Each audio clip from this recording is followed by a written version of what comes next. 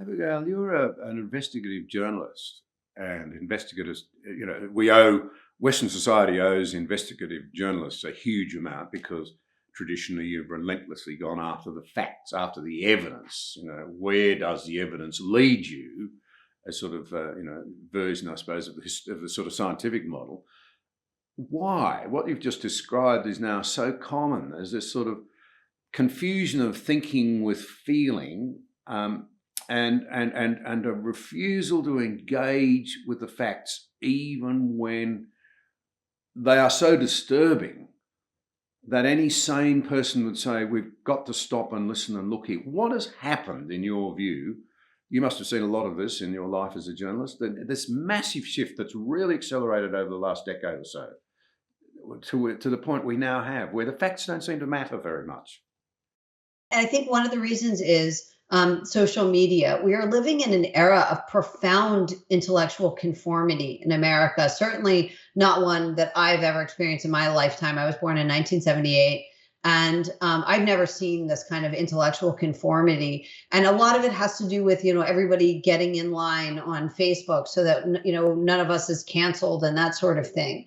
And so we're absolutely afraid to look at evidence. And in fact, if you dare to share evidence, you see this with, Brett Weinstein, who tried to talk about, and Heather Heying, who tried to talk about some of their concerns with various vaccines. They lost, their YouTube channels were demonetized. You can lose real income. You can lose friends. You can lose your family pictures if you dare examine the evidence in America. And that's when social media will even allow it, because very often they just censor things they don't want you to see.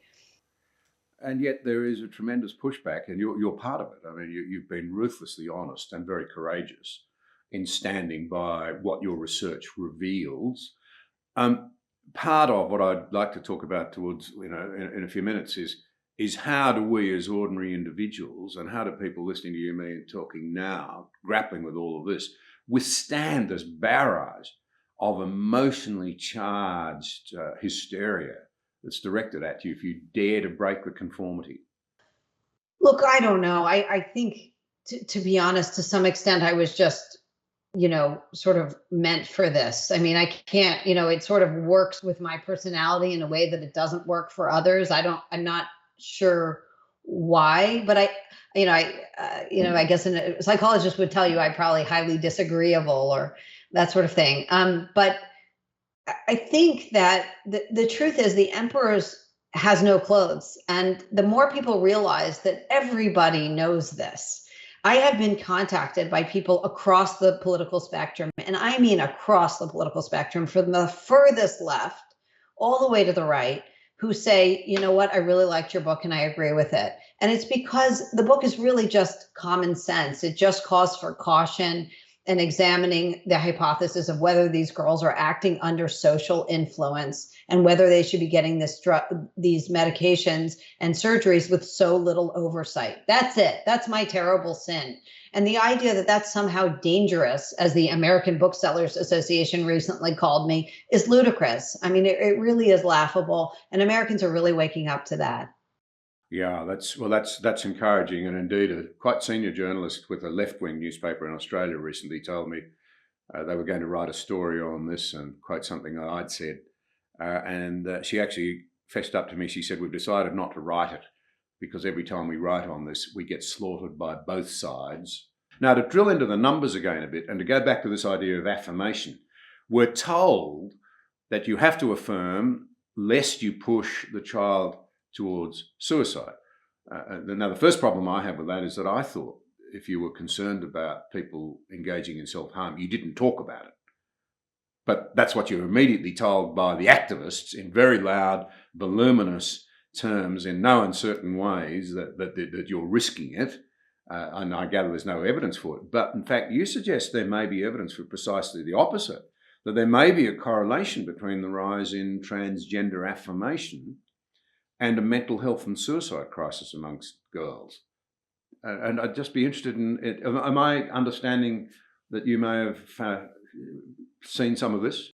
Well, I think that anxiety and depression go along with looking for answers in the culture as to what's wrong with you, or what's wrong with me? Why do I feel this way? So I do think that's part of, now that's not all of the explanation, but I do think that's part of why these girls are at, high rates of suicidal ideation.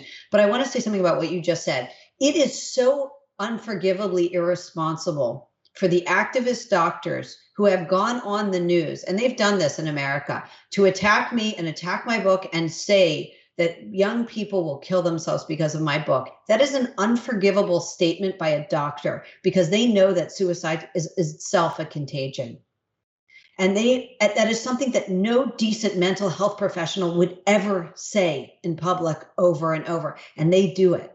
That's the level of callousness and frankly, ideological obsession of the young woke activist doctors. Yeah, I take that on board. That is my understanding, and you've spelt it out in very blunt terms. And I think there's a challenge there for anybody with a shred of intellectual or moral integrity about them to take that on board and to be more measured in what they say about this, because the evidence is telling us quite clearly. You referred to something very interesting again a moment ago about people who have buyer's regret, who later in their lives deeply regret what they've done.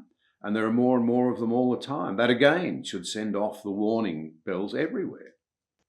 It should. And I just want to say, the young women I've interviewed and I've come to know in the last year who have detransitioned, these are wonderful young people. They're, young women who detransition, their life isn't over. Sometimes people talk about them as if their life is over, and it really isn't. These are remarkable young women who have achieved a certain level of wisdom based on what they've been through.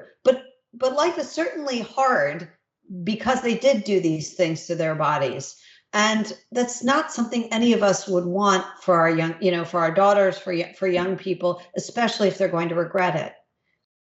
Yeah. I was in Britain in 2018, and there was a story about Tavistock at that stage in the newspapers. Again, it didn't get a lot of publicity, but it was there.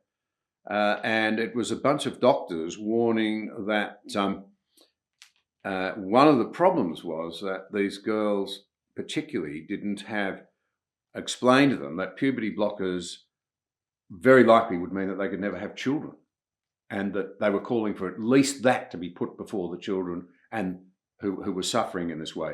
And the parents, part of the rejoinder was that the girls are so absorbed by what they've learnt, the affirmation they've had that you talked about earlier, that they don't stop and think, goodness, I might want children one day. So they won't hear it anyway.